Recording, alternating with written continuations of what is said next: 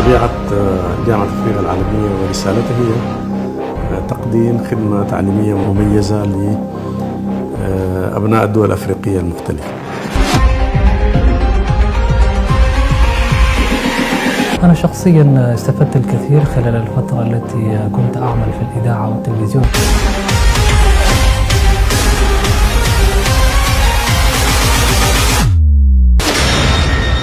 شعرت تماماً باهتمامه الكبير بتقديم مادة عن الصومال. تعلمنا الكثير. barnaamijyadinta diyaarinta barnaamijyada loo editin garayo fiidiyowyada sawirka jaamacadda Afrika oo runtii mahad ballaaran aan siinayo. يكونون خير رسل لنا في الصومال أو حيثما ذهبوا.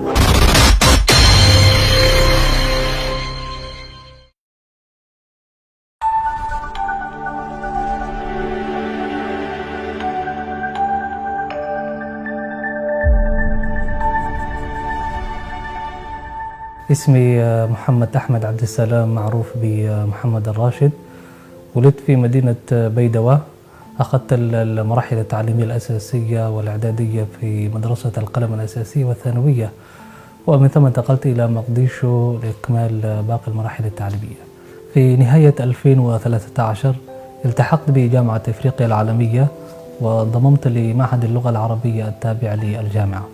هناك تعلمت اللغة العربية لمدة سنة كاملة، وفي مطلع 2014 قبلت لكلية الاقتصاد والعلوم الإدارية والسياسية قسم الإدارة، والحمد لله اليوم أقف على عتاب التخرج من تلك الكلية.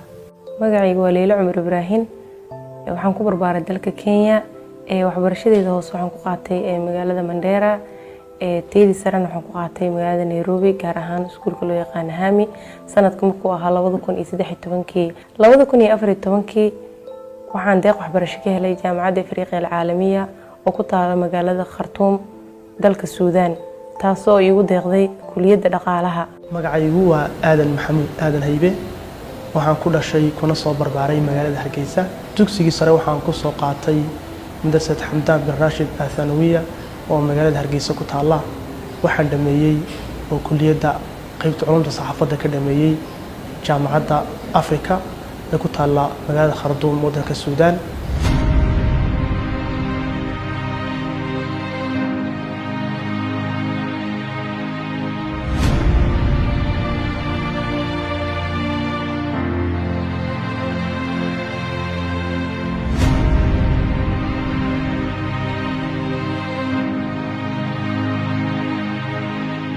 Axmed Nuur Axmed.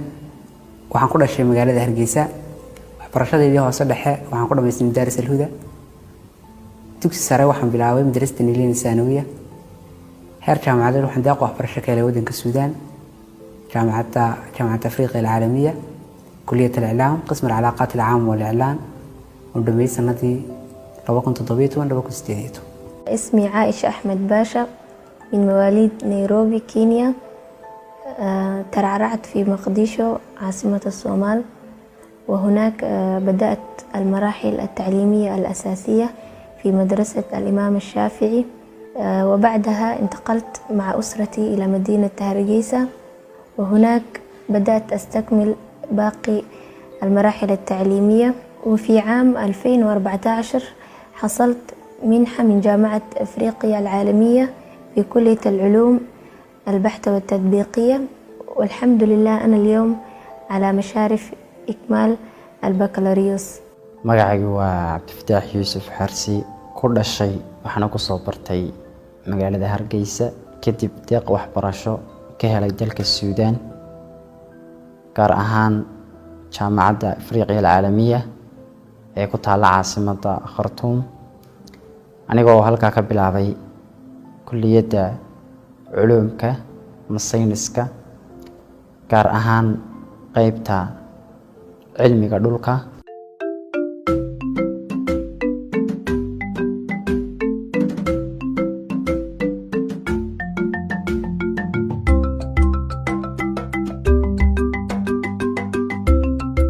افتتحت جامعة أفريقيا العالمية في مستهل 2016 إذاعة تابعة لكلية الإعلام. هذه الإذاعة المخصصة لخدمة رسالة الجامعة وتدريب طلاب كلية الإعلام.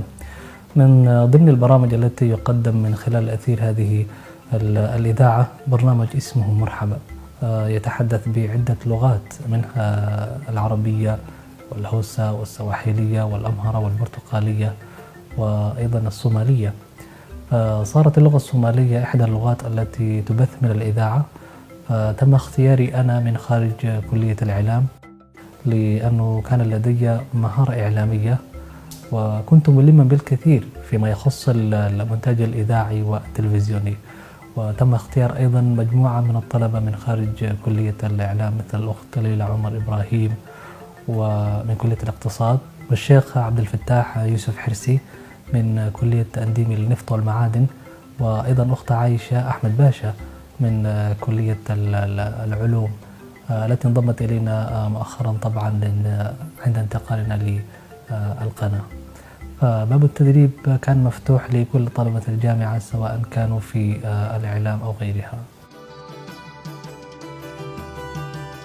2016 bishii February ay waxaan ku soo biiray bahda idaacadda Radio Africa aniga iyo Aadan Maxamuud oo ka soconay kulliyadda Islaam iyo asxaab kale oo ka socotay kulliyadaha kale jaamacadda.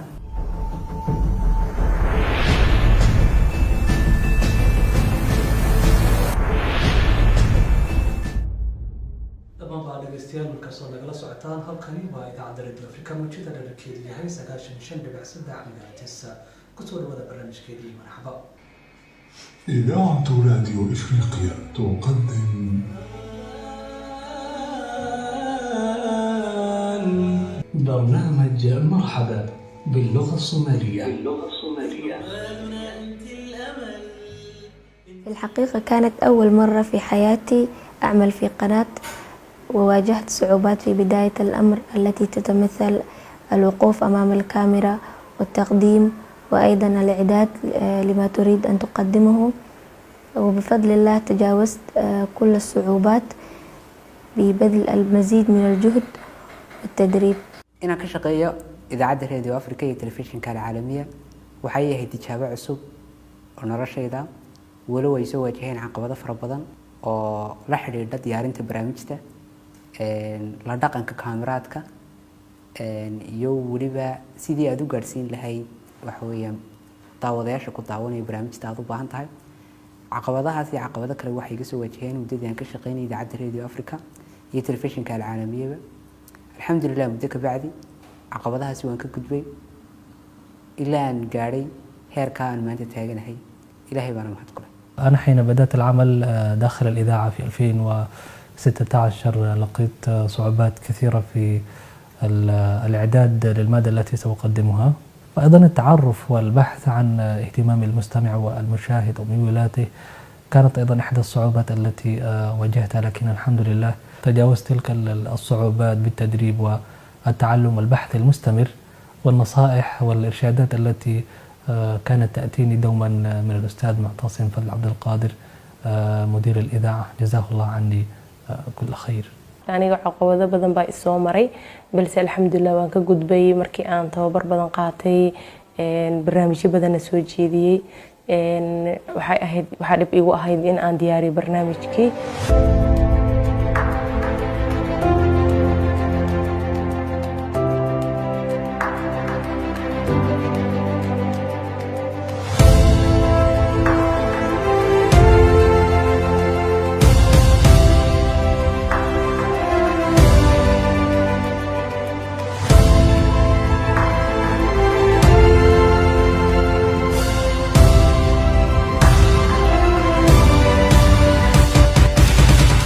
خلال الفترة التي كنت عاملة في هذا المجال والتي صارت تقريبا 2 مررت بتجربة فريدة من نوعها، وتعلمنا الكثير فيما يخص الإعلام، ومن أبرزهم التقديم التلفزيوني والإعداد وأيضا التصوير، وكذلك التعامل وفهم الجمهور المستهدف. فعلا كانت رحلة علمية وعملية مميزة، وأشكر الأخ محمد الراشد الذي كان دوما مرشدا ومعلما لنا خلال هذه الفترة.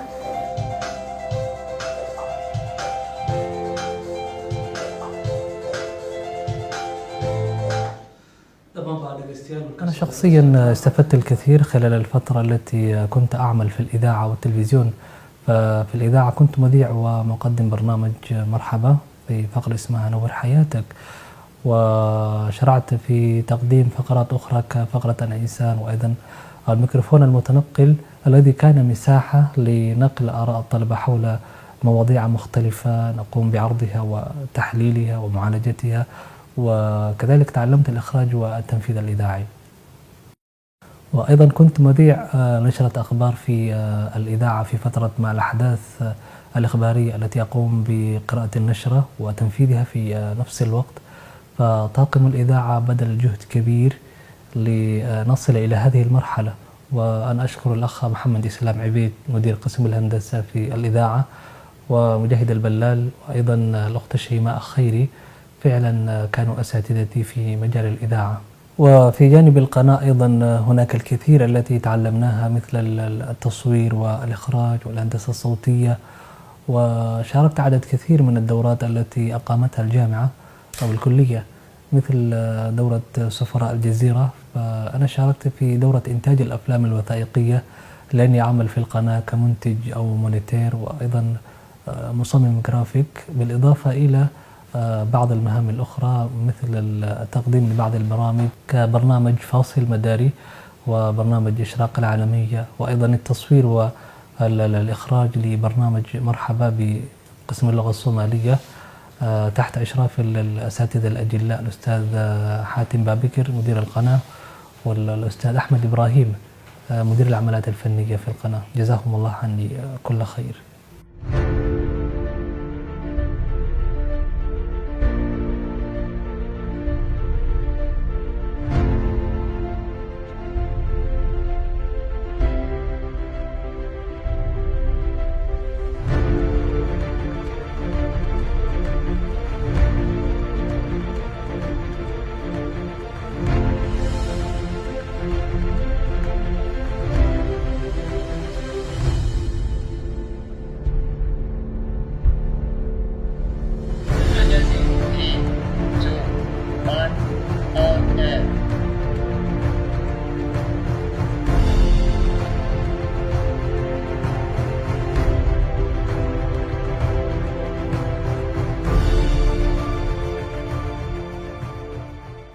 run ahaantii idaacadda iyo TV-ga waxyaalo badan ayaan intaan joogay aan ka faa'iiday, dowrooyin badan oo uu bixinayay madaxa maamulka idaacadda iyo TV-ga Maxamed Rashid oon ka qayb galnay.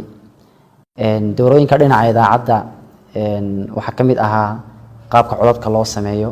kadib markaan TV-gan u soo wareegnayna waxaanu baranay qaabka loo editing gareeyo fiidiyowyada. sida oo kale muddo kadib waxaanu baranay qaabka loola tacaamulo kamaradaha ama wax loo sawiro. sida oo kale waxaanu baranay ikhraajka iyo sida hawada barnaamijka intaan la gelin ka hor loo ikhraaj gareeyo oo loo habeeyo kamaradaha la isugu xidho. muddadii aan ku guda jirnay dhowrkaa sano ahayd waxaan faa'iidnay waxyaabo fara badan ana shakhsiyan aan faa'iiday.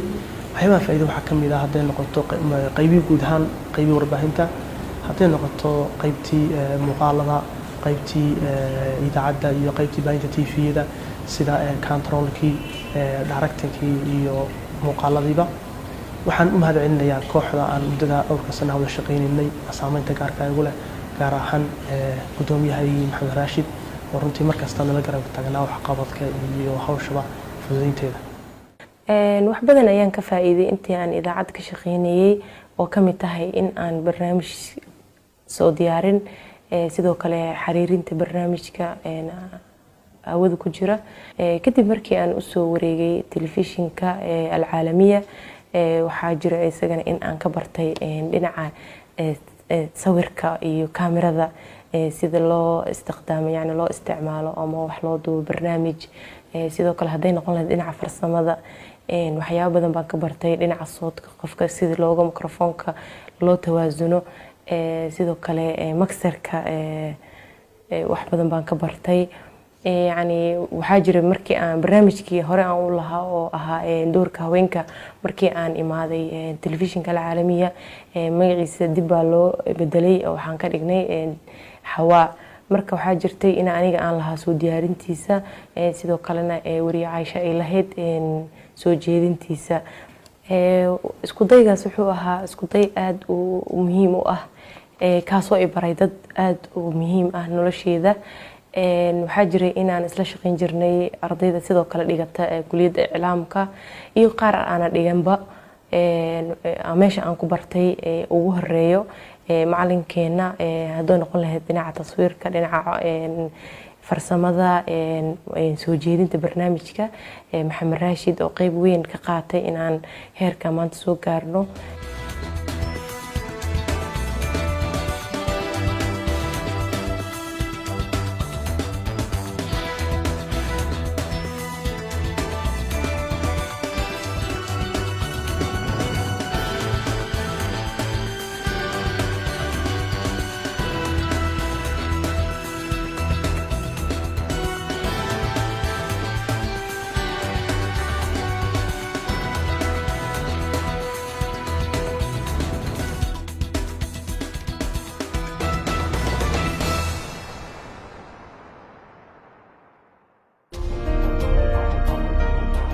نحن قمنا بإنشاء الصفحة على الفيسبوك تجاوز المعجبين بها ما يقارب 3000 ونصف معجب لنوصل المعلومات التي نقدمها من خلال الشاشة العالمية إلى أكبر قدر ممكن من الصوماليين حول العالم. وتحظى هذه الصفحة الكثير من التفاعلات والمشاهدات كونها تعرض برامج مهمة ومفيدة للغاية، حيث نضع التركيز 40% من المواد التي نقدمها أنشطة والتطورات التي تشهدها الجامعة وحال الطلاب الصوماليين داخل الجامعة والسودان عموما، و60% نقدم مواد علمية ثقافية اجتماعية لنوصل رسالة الجامعة إلى الشعب الصومالي بأكمل وأجمل الصورة. ولعل الزيارات المتتالية من قبل مسؤولي الحكومة الصومالية لجامعة إفريقيا العالمية التي نقوم بتغطيتها وبثها عبر الشاشة وأيضا في الصفحة أعطت بعدا جماليا آخر وتشجيعا من قبل هؤلاء المسؤولين والمشاهدين ومتابعين على الصفحة، مشيدين بالدور الملموس الذي نقوم به كزيارة رئيس جمهورية الصومال محمد عبد الله فرماجو للجامعة ووقوفه على تجربة الجامعة في مجال التعليم والتدريب والتأهيل في مجالات مختلفة، وكذلك زيارة رئيس البرلمان الأسبق أو السابق السيد جواري الذي قام بزيارة للقناة وقمنا بإجراء مقابلة معه، وأيضا زيارة رئيس الوزراء الصومالي حسن علي خيري الذي ثمن الدور الذي نمثله كصوماليين في الجامعة، وأيضا زيارة وزير الخارجية وزيارات أخرى مختلفة للرؤساء السابقين للصومال ووزراء ونواب ودبلوماسيين. runtii waxaan rajeynayaa in aqoontan aan bartay aqoonta baahinta ah ama warbaahinta in mustaqbalka aan sii wadi doono meel weyn aan rajeyn doono inaan ka gaadho una faa'iideyn doono bulshadii aan ka yimi ee Soomaaliyeed oo runtii markaad eegto dhibaatooyin badan ka haystaan dhanka baahinta inaan ka mid noqon doono bal mustaqbalka ashraasta horumaraya insha Allah taala mustaqbalka waxaan rajeynayaa inaan heer fiican ka sii gaadho majaalka iclaamka ee aan ka bilaabay jaamacadda tababarkeedana ku qaatay idaacadda Radio Africa Telefishinka Caalamiga. waxaan aad iyo aad ugu mahad celinayaa maamulka jaamacadda iyo kulliyadda iyo sidoo kale maamulka idaacadda iyo TV-ga oo na siiyay fursad aad ka qiimaha badan leh oo muddada 3 sano ku dhow ka shaqeynayay idaacadda iyo telefishinka. waxaan leeyahay aad iyo aad mahadsantiin dhammaantiin. تجربة العمل في الإذاعة والتلفزيون كانت تجربة مميزة وشكلت جزئية كبيرة من مستقبل حياتي في مجالات متعددة، وسعيد أيما سعادة أنني أتعرف في خلال هذه الفترة الموجزة على هؤلاء الشباب وهؤلاء الأصدقاء الذين كانوا دوما سندا لي في هذا المجال، وهم أصلا شباب لديهم همة عالية في أن يتعلموا ومبدعين في كل ما تعني الكلمة. كانوا أفضل فريق استطعت بواسطتهم أن أقوم بإنتاج وتقديم مواد مفيدة للغاية. هم أصحاب أحتز بصحبتهم ورفقتهم، وإن شاء الله أتمنى أني سأواصل العمل في هذا المجال، وأنا ما تعلمته سيخدم مصلحة بلدي الصومال والسودان. وشكرا دوما لجامعة إفريقيا العالمية، هذه الجامعة التي روينا من معينها ولا يزال عطاؤها ممتدا، وبفضل الله ثم بفضلها أصبحنا مثقفين ملمين بتجارب العلم والعمل التطبيقي في مجال الإعلام، وأيضا في تخصصي في الإدارة. فجزا الله خيرا على القائمين بأمرها ووفقهم العمل بما يرضاه. وأوجه الشكر الخالص للبروفيسور كمال محمد عبيد مدير الجامعة، والدكتور موسى طه تايلا نائب المدير للشؤون العلمية والثقافية، وكذلك إدارة كلية الإعلام وإدارة القناة والإذاعة، سائلين المولى أن يرفع الله درجاتهم في عليين وأن يوفقهم العمل في خدمة الإسلام والمسلمين. الحقيقة أنا عندما أتحدث عن أبناء الصومال بالإذاعة، إذاعة راديو إفريقيا وكلية الإعلام عموما، إنما أتحدث عن نخبة طيبة من الأبناء الأعزاء الذين تعرفت عليهم خلال الفترة الماضية. وأتذكر تماما من أوائل البرامج اللي نحن قدمناها في إذاعة راديو إفريقيا عندما انطلق بثها في يناير 2016 برنامج مرحبا باللغة الصومالية. شعرت تماما باهتمامه الكبير بتقديم مادة عن الصومال، تاريخا، عادات وتقاليد، وكل ما يتعلق بالصومال باللغة الصومالية عبر هذه الإذاعة. وبالفعل من أكثر البرامج التي كانت انتظاما برنامج مرحبا باللغة الصومالية، إضافة إلى أنهم شاركوا أيضا في تقديم عدد من البرامج باللغة العربية. وكان هذا عطاء طيبا مميزا بالنسبة لهؤلاء الأبناء الذين يتصفون أيضا بالهمة العالية والأخلاق الرفيعة والاهتمام بالعمل. أنا أقول حقيقة إنهم نالوا قسط طيب من الدراسة ومن التدريب. أنا أتمنى لهم كل نجاح وتوفيق، وأثق تماما أنهم سيكونون خير واجهة لجامعة إفريقيا العالمية وخير واجهة للإعلام الصومالي. وللحق طلاب الصومال يمتازون بالاجتهاد والمثابرة والجد، وكانوا في طليعة الطلاب الذين أنجزوا ما عليهم من برامج وأنجزوا ما عليهم من تكاليف داخل القناة، وكانت قمة في الروعة وفي الجودة التي يمكن أن نضاهي بها كبريات القنوات الأخرى. اليوم وهم يقادرون أو يتخرجون من الجامعة، صحيح أن سنفتقدهم جدا، ولكن عزاؤنا بأنهم سيكونون خير رسل لنا في الصومال أو حيثما ذهبوا، فهم يحملون هم القناة ويحملون هم جامعة أفريقيا العالمية. طبيعة جامعة أفريقيا العالمية ورسالتها هي تقديم خدمة تعليمية مميزة لأبناء الدول الأفريقية المختلفة. الدارسين في الجامعات السودانية وجامعة أفريقيا على وجه الخصوص تتاح لهم فرصة من الإعداد والتأهيل والتدريب والتطبيق العملي. إذا عادوا إلى بلدانهم كانوا يعني قابلين للانخراط في مجال العمل مباشرة دون الحاجة إلى مزيد تدريب. لعل وجودك الآن في إدارة هذا الحوار وأنت من الصومال قد تلقيت يعني تدريب واسع في مجال تخصصك وفي القيام بمثل هذه المهام. نحن عندما زرنا زيارتنا الأخيرة لهرقيسة، سبقنا قبل يومين أحد الشباب تخرج من كلية المعادن والنفط، كان إماما في المسجد وحافظ بعدد من الروايات، كان مقدما لبرنامج في قناة العالمية وإذاعة راديو أفريقيا، بالإضافة إلى تخصصه الأصلي في مجال النفط والمعادن الذي يعني وجد فيه تدريب حقلي في عدد من المجالات، والخريج عبد الفتاح.